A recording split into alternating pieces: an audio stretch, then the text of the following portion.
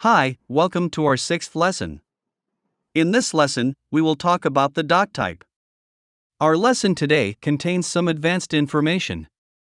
If we were in the past, I will say to you to listen carefully, to avoid many mistakes or problems that may face you. But today it is useful, but you don't have to spend time and effort to understand it, you just have to know that you will use it in any web page. The doctype is not an HTML tag, but it is constructions that you give to your browser to tell the browser which HTML version you are using.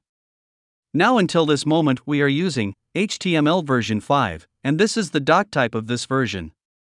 Our doctype is insensitive, which means that you can write it in capital or small letters. So why do we have to use the doctype? And this is the advanced information that I told you about, and you just have to know it.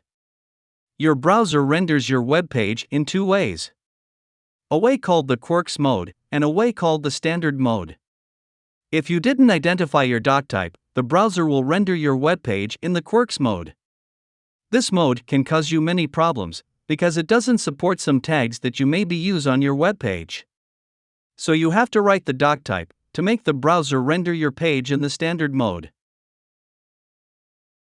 As you can see, if we go to Google and open the page source, the first code that you will see is the doctype. So now you have known the importance of the doctype.